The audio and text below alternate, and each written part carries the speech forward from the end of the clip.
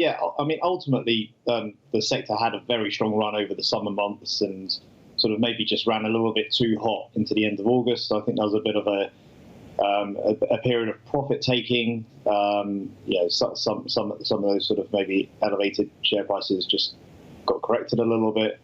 Ultimately, if you look at recent results that companies have been reporting within the technology sector, the results have been very good. The outlook's been very good.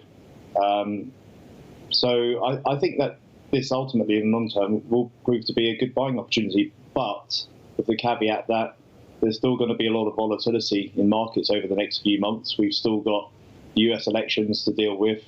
We've still got question marks over stimulus plans to deal with. We've got the question marks over vaccines for COVID to deal with. So there's still going to be a lot of volatility in markets over the next few months. I mentioned as I was running through some of the boards around the end of month performance for September, and you've flagged up to us that you reduced your holding in Apple for diversification purposes after the strong run the stock had recently. I think that's fascinating because we're wondering who was selling Apple's stock. Now, some of the analysts, I noticed UBS was one that had turned a bit more cautious on Apple given the strong performance. Just talk us through the exact thinking that led to just lightening up on the Apple stock. So that was a trade that we did in August. Apple's our largest position and continues to be our largest position in the funds, but we did take some money off the table as we felt that the share price was looking a little bit full. We were a little worried that when they reported or announced their new products in September, that there might have been a disappointment that they weren't announcing an iPhone at that stage. I think a lot of people who were following the story knew that they weren't going to announce a new iPhone at that stage, like they normally do in September. But we felt that maybe that was one of the things that was being factored into the share price as it had that strong run into the end of August. So that's when we took some money off the table. Jeremy, can I ask you? Oh, sorry. Yeah, and conversely, since the pullback, we've actually been topping up our position slightly subsequently. Jeremy, a slightly different question.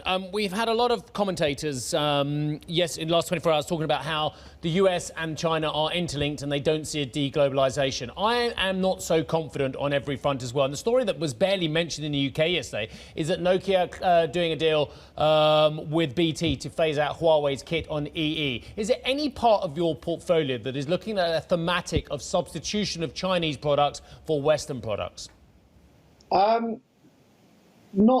Maybe not deliberately, but we are seeing the opportunity that in that particular example that there is potential for other companies to step in and take share.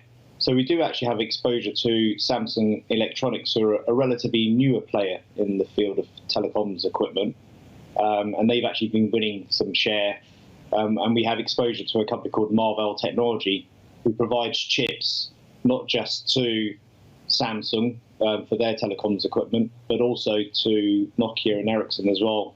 They have relationships with them. So we do sort of indirectly have exposure to that whole theme that Huawei might find it less easy to win business in Western economies in the future, particularly around 5G networks, and that Nokia, Ericsson, and ultimately Samsung will be the guys picking up that share.